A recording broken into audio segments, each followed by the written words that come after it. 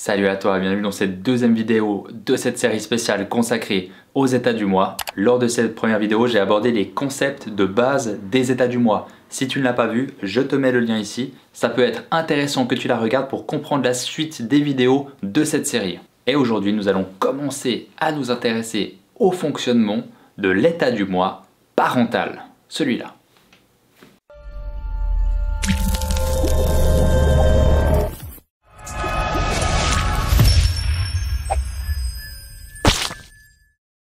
Alors pour commencer, comme tu le sais dans cette série de vidéos, j'essaie de faire les choses les plus interactives et qu'il se passe des choses, que tu puisses vivre des choses. On va commencer par un exercice d'imagination. Tu es chez des amis, vous êtes tous là, il vous manque qu'un pote. Ce pote n'arrive pas et le temps passe. 10 minutes, 15 minutes, 20 minutes et vous attendez sur lui pour commencer une activité. Quelle sera la réaction des autres? Tu pourras avoir tout style de réaction. Voilà un petit florilège de ce qui pourrait ressortir. Oh, il faut quoi, Kevin? On n'avait pas dit 17h30 là? Purée, j'espère qu'il lui est rien arrivé. Putain, il est toujours en retard lui. Toujours. Bon, c'est qu'est-ce qu'on fait? On commence sans lui. Et puis comme ça, la prochaine fois, il se souviendra que c'est mieux d'arriver à l'heure. C'est lui qui passera pour un con. Ah, moi, ça m'inquiète un peu, je vais quand même essayer de l'appeler. Non, mais vous êtes bête à cette heure-là. Forcément. Il est dans les bouchons avec tous ces cons qui savent pas conduire. Il est coincé dans les bouchons, c'est sûr. Comme tu peux le voir, il y aura plusieurs réactions possibles, mais ces réactions que je t'ai montrées sont toutes celles issues de l'état parental.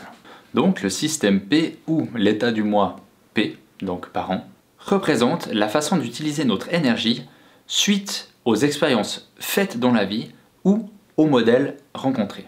Chacun a ainsi un ensemble de convictions sur ce qui lui paraît bien de faire dans la vie et développe un ensemble de comportements correspondants. L'état du mois parental est notre mémoire, notre banque de données, notre acquis, notre certitude sur ce qu'il convient de faire ou pas dans la vie. L'image qui est souvent employée est le disque dur. Alors, ne jamais mélanger plus de 3 alcools différents la même soirée.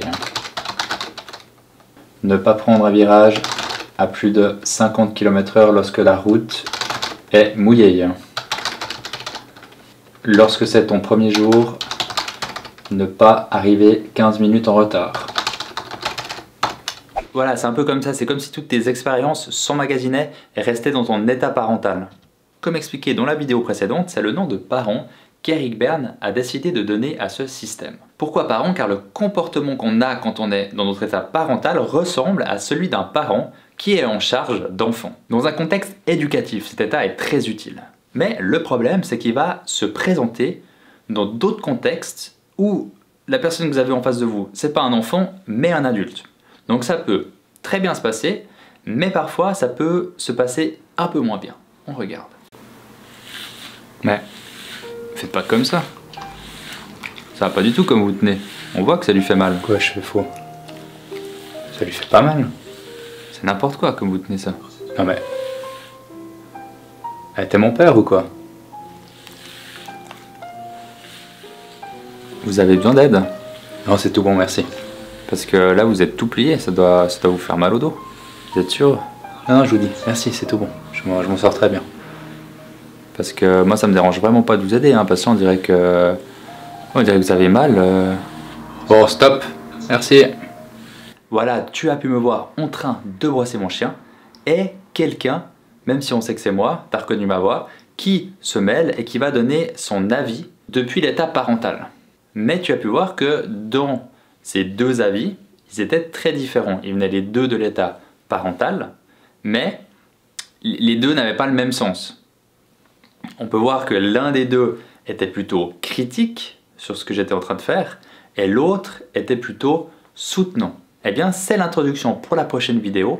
L'état parental est divisé en deux parties, le parent normatif et le parent nourricier. Eh bien, dans la prochaine vidéo, la semaine prochaine, nous allons nous attaquer à l'état parental normatif. Eh bien, pour moi, il y a deux choses fondamentales à retenir dans cette vidéo. C'est que notre état parental est relié à nos expériences de vie passées et à nos modèles rencontrés, et que l'état parental est divisé en deux, avec une partie pour le parent normatif et une autre partie pour le parent nourricier. Comme d'habitude, n'oublie pas de t'abonner si ce n'est pas déjà fait et d'activer la cloche des notifications pour ne pas rater les prochaines vidéos de cette série. Et d'ici là, il ne me reste qu'à te souhaiter, comme à mon habitude, une très bonne connaissance de toi-même. À la semaine prochaine, bye bye!